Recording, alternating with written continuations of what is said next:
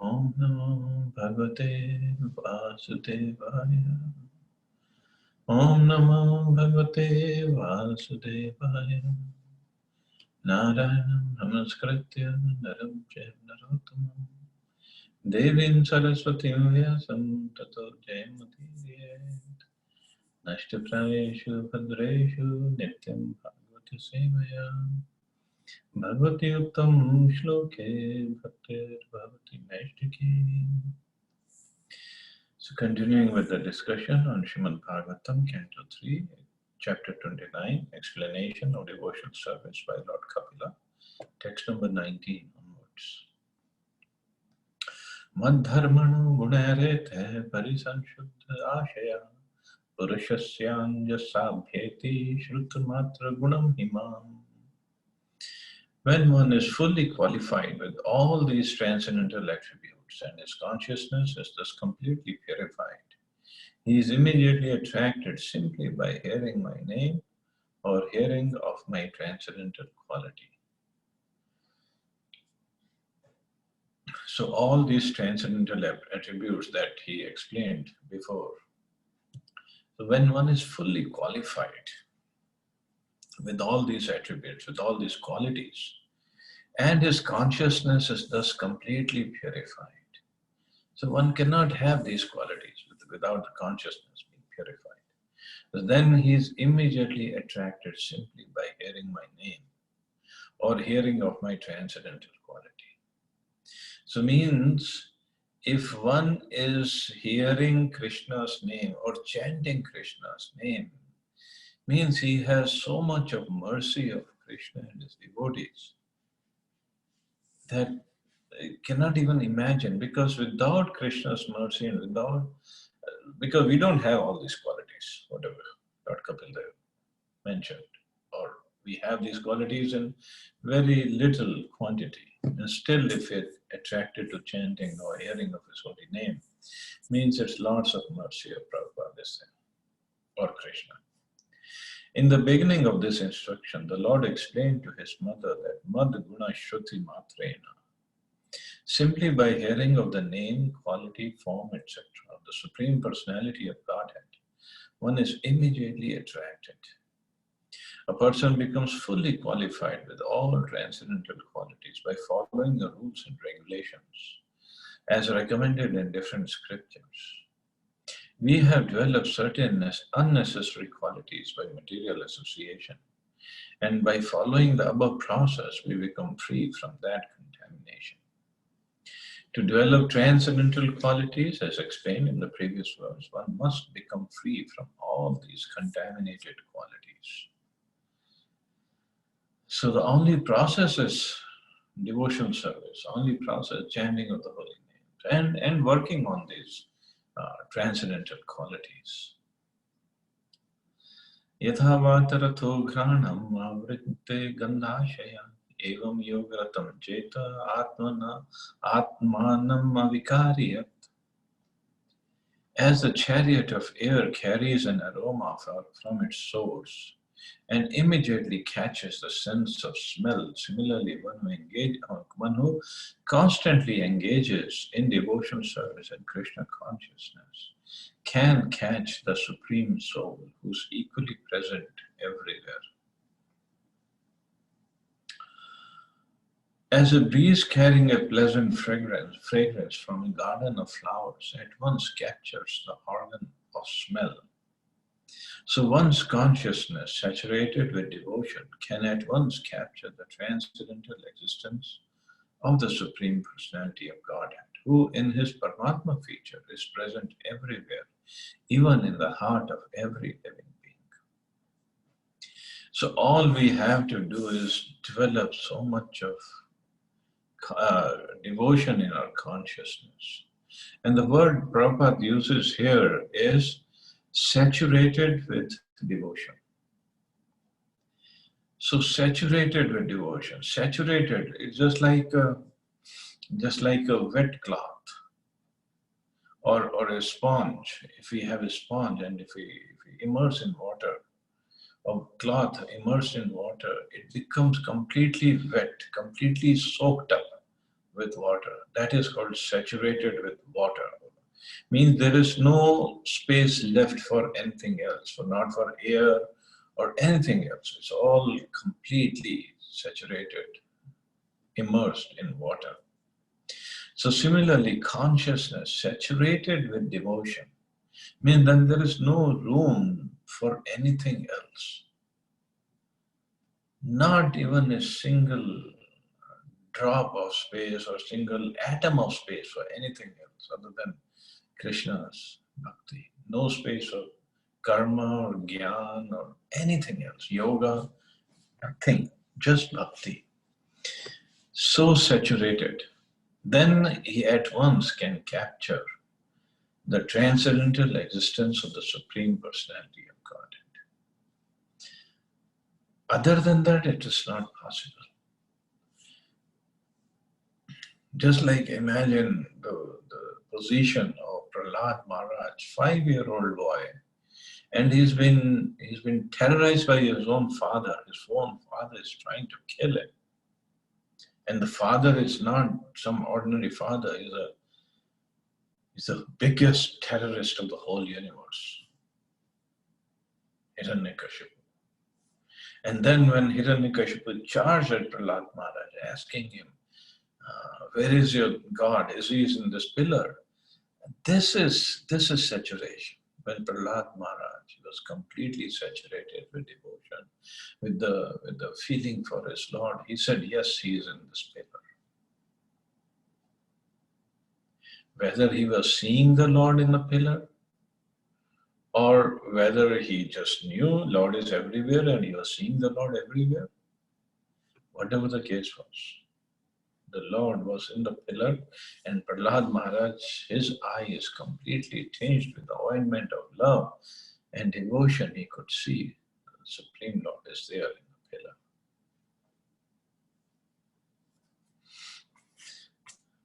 Or whether because Prahlad Maharaj said he's in the pillar, Lord appeared in the pillar. He just wanted to keep the word of his devotee. I don't know, whatever the case was. But this is saturation with devotion. Even in the middle of his father charging at him with the sword in his hand and about to kill him, and he said, yes, my Lord is in the pillar. Lord Vishnu is in the pillar. How many of us can even think of this thing? In the facing the biggest calamity of his life, he fearlessly said,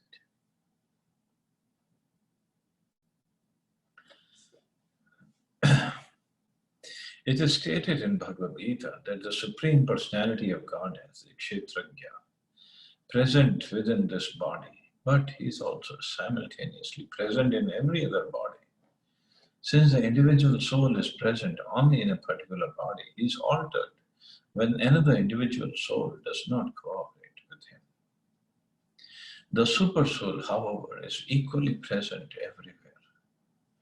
Individual souls may disagree, but the super soul, being equally present in every body, is called unchanging or avikhari. The individual soul, when fully saturated with Krishna consciousness, can understand the presence of the super soul. It is confirmed in Bhagavad Gita that a person saturated with devotional service in full Krishna consciousness can understand the Supreme Personality of Godhead, either a super soul or as a Supreme Person. So that kind of eyes, those kind of eyes we have to develop, that kind of vision we have to develop. And that's only possible by devotional service. When we see Krishna everywhere, when we try to see Krishna everywhere, not differentiate based on the body.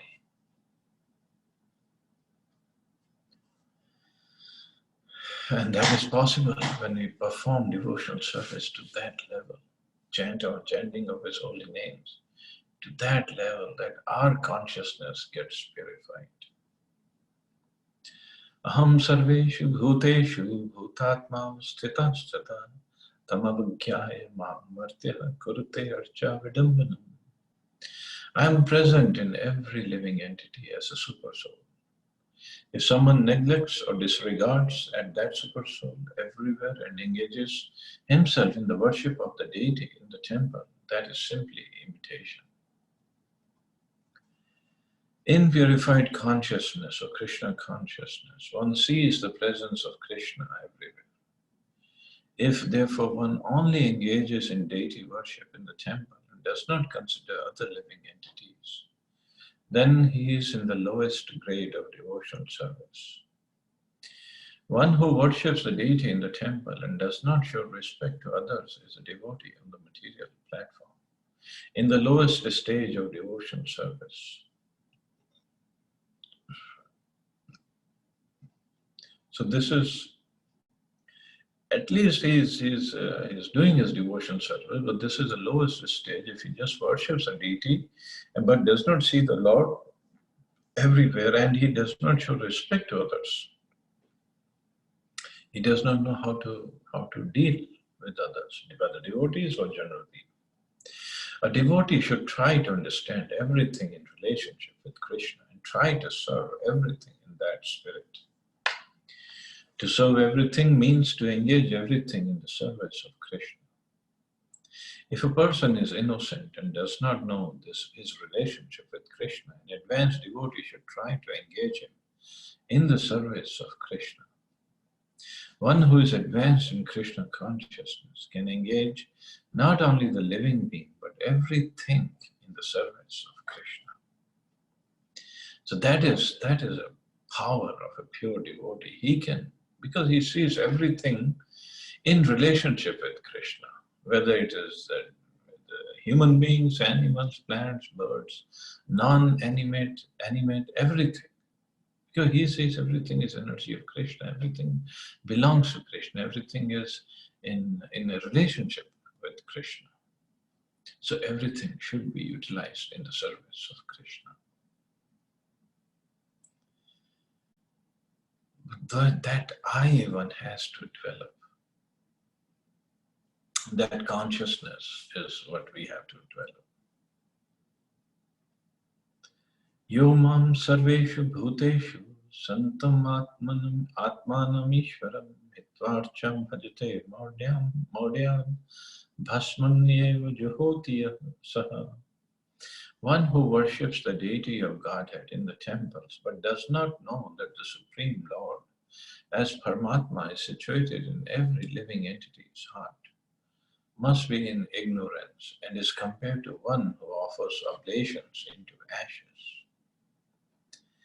It is stated clearly herein that the Supreme Personality of Godhead in his plenary expansion of Supersoul is present in all living entities. The living entities have 8,400,000 different kinds of bodies, and the Supreme Personality of Godhead is living in every body, both as the individual soul and as the super soul. Since the individual soul is part and parcel of the Supreme Lord, in that sense, the Lord is living in every body, and as super soul, the Lord is also present as a witness. In both cases, the presence of God in every living entity is essential. Therefore, persons who profess to belong to some religious sect, but who do not feel the presence of the Supreme Personality of Godhead in every living entity and everywhere else, are in the mode of ignorance. So that is the first thing a devotee who's making progress or is engaged in devotional service should see everywhere the presence of Krishna. So one who does not see this, he's in the mode of ignorance, and his devotional service is also in that mode only. So we can see ourselves how much progress we have to make. If without this preliminary knowledge of the Lord's omnipresence, one simply attaches himself to the rituals in a temple, church, or mosque, it is as if he were offering butter into ashes rather than into the fire. One offers sacrifice by pouring clarified butter into a fire and chanting Vedic mantras. But even if there are Vedic mantras and all conditions are favorable, if the clarified butter is poured on ashes, then such a sacrifice will be useless. Nice example given. So when we do the yajna, we pour ghee into fire in the yajna kund for the performance of yajna and for the pleasure of the Lord and the demigods. But what if we are doing the yajna but we pour the ghee into ashes instead of fire? It has no value. So we are doing the yajna, we are pouring the ghee, but into ashes. So this is what Prabhupada is writing, and the shloka also says that. Then Prabhupada says, if one does not understand the Lord's omnipresence, means the Lord being present everywhere in every living entity's heart. So whether he's attaching himself to rituals, whether he's performing rituals very nicely, whether he's in a temple or a mosque or a church or whatever, gurdwara or a synagogue, but if he doesn't develop this vision, so what's the use of those kind of rituals? There is no use, there is no potency in those rituals if it doesn't transform our heart. And transformation of heart, first thing is see the super soul everywhere, in everybody's heart. The devotees must know that in every living entity, however insignificant he may be, even in an ant, God is present. And therefore, every living entity should be kindly treated and should not be subjected to any violence. In modern civilized societies, slaughterhouses are regularly maintained and supported by a certain type of religious principle.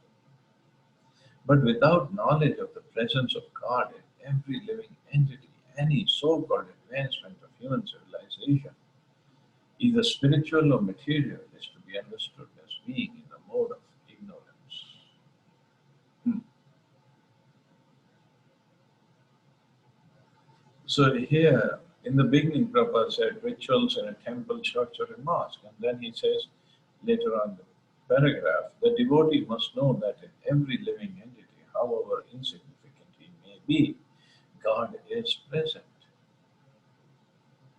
Means everybody is a devotee, whether they're following Islam or Christianity or Hinduism or whatever. Now the level of devotion and level of a devotee is different. So even if somebody is serving in a temple but he doesn't know how to behave with the people and he doesn't see the presence of the Lord in everybody's heart, then he is considered a prakrit bhakta or a devotee, very much in the beginning, neophyte devotee. So similarly with others, church or mosque. And this thing, I mean, what about dealing with others as human beings, dealing with the animals and birds, killing and eating them, slaughterhouses are being maintained. What to speak of the level, the consciousness level of a person like that? He could be serving in a temple or a church or a mosque or a gurdwara, but if he is busy engaging in violence, killing other poor animals and birds and eating them, what benefit is he going to get?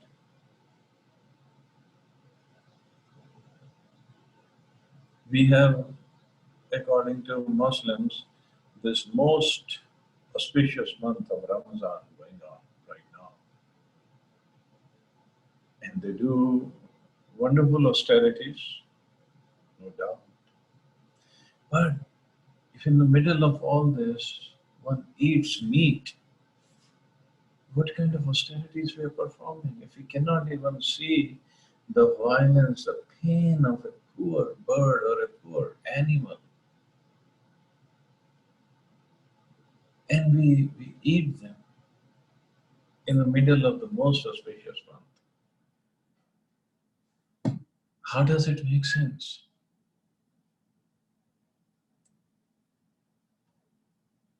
And as Prabhupada had explained in his conversations that, okay, maybe at the time when it was started, they were in the middle of the desert, there was nothing to eat.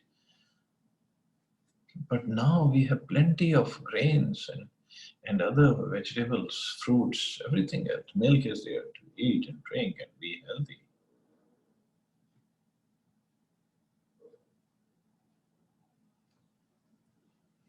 Similarly, Christians, so much of slaughtering goes on in the name of filling up the bellies. Even in India, so-called, the Hindus, so much of meat eating goes on, so much of it.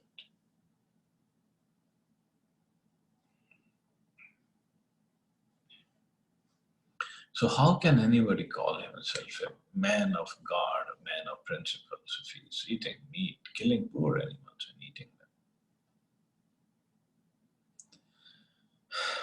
Dvishatah parakaye manino bhinna darshina bhuteshu baddha vairasya namanah shantam richati.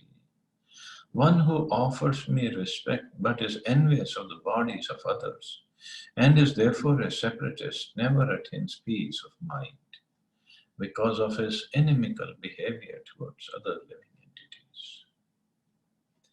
In this verse, two phrases, Bhuteshu Baddha Vairasya, inimical towards others, and Dvishata Pari, Parakaya, envious of others' bodies, are significant.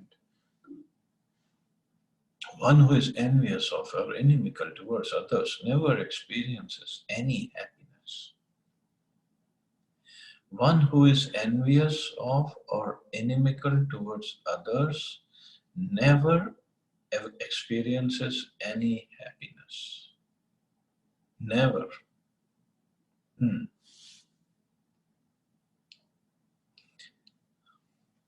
Because we have so much of negativity in ourselves.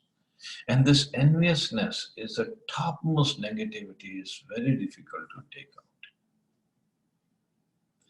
We know the 6 anarthas in our heart, unwanted desires.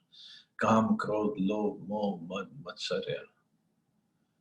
Matsarya comes in the end. It's listed in the end because it's the most difficult to take out. Most difficult. We get envious of others at every very little things. And that the Prabhupada says never experiences any happiness because it's always burning in anger, burning out of envy. So being envious of others, it's not like we're hurting somebody else, we're hurting ourselves. What is the point? In the process, we might do something to hurt others. That's a different story. But during that process and before that process, and even afterwards, even if we hurt somebody else, we cannot take away the good qualities he has. We'll remain envious of him or her. So we are hurting ourselves by being envious of others. A devotee's vision, therefore, must be perfect. He should ignore bodily distinctions and should see only the presence of the part and parcel of the Supreme Lord and the Lord Himself in His plenary expansion as Supersoul. That is the vision of a pure devotee. The bodily expression of a particular type of living entity is always ignored by the devotee. It is expressed herein that the Lord is always eager to deliver the conditioned souls who have been encaged with material bodies. Devotees are expected to carry the message or desire of the Lord to such conditioned souls and enlighten them with Krishna consciousness. Thus, they may be elevated to transcendental spiritual life, and the mission of their lives will be successful. Of course, this is not possible for living entities who are lower than human beings, but in human society, it is feasible that all living entities can be enlightened with Krishna consciousness. Even living entities who are lower than humans can be raised to Krishna consciousness by other methods. For example, Shivanand Sen, a great devotee of Lord Chaitanya, delivered a dog by feeding him prasad. Distribution of prasad, the remnants of foodstuffs offered to the Lord, even to the ignorant masses of people and to animals, gives such living entities a chance for elevation to Krishna consciousness. Factually, it happened that the same dog, when met by Lord Chaitanya, Puri, was liberated from the material condition. So it is the duty, or it's a heartfelt desire of the devotee to understand the desire of the Lord and help everybody, every living being, to get out of this conditional life. Because this is what the Lord desires. And devotees are so merciful that Prabhupada gives the example of a dog being delivered by Shivanand Sen, a devotee of Lord Chaitanya. Shivanand Sen was such a wonderful devotee that every year he would arrange the devotees from Navadvip to go to Jagannath Puri for Rath Yatra, to attend Rath Yatra and to meet Lord Chaitanya. And he would arrange the boarding and lodging for all the devotees and their travel on the way to Puri and on the way back. In those days, it wasn't like we buy a train ticket and overnight journey from Calcutta to Jagannath Puri. It would take them many, many days walking. So Shivanand Sarin would arrange everything for every devotee. And there would be 300-400 devotees going at that time. And one time, a dog just joined the party. And Shivanand Sen would make sure the dog is being taken care of. He's being well fed.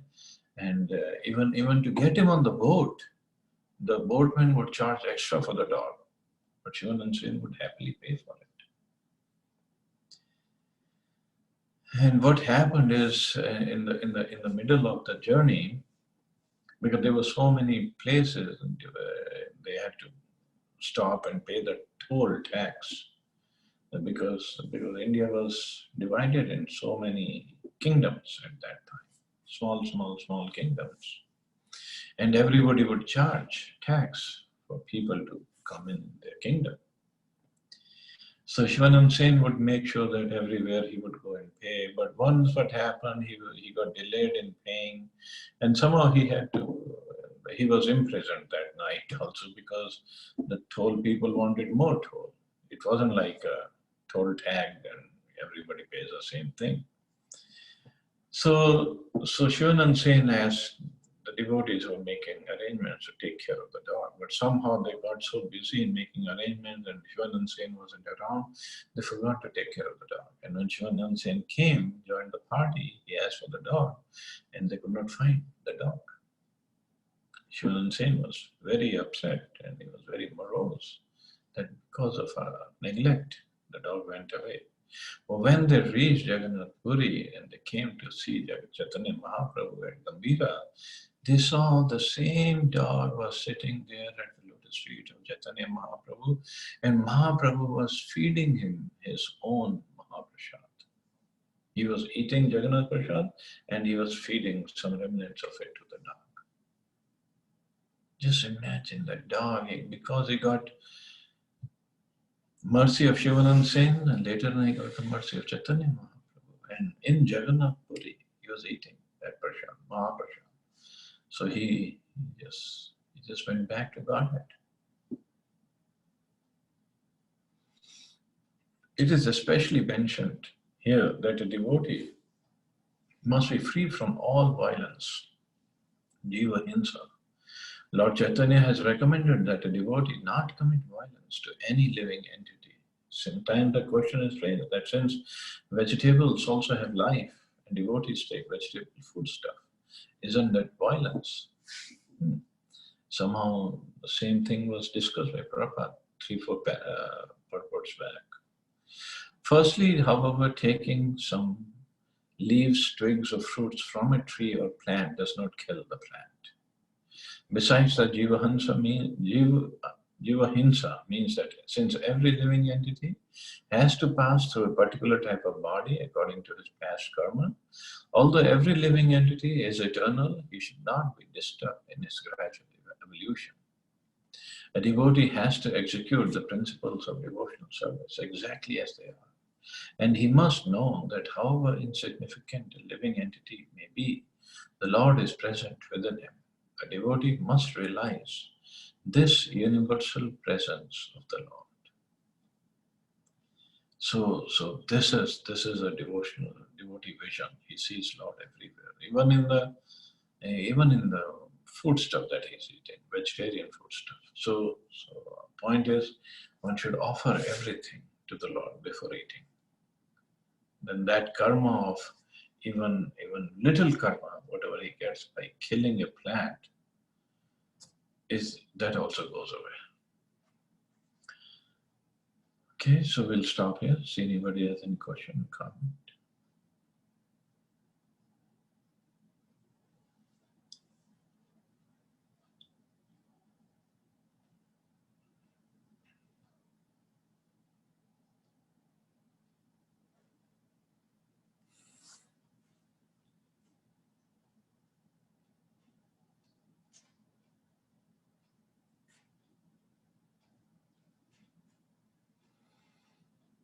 Okay, so we'll stop here. You all have a wonderful and safe day. Hare Krishna. Jai Shri Prabhupada. Yes,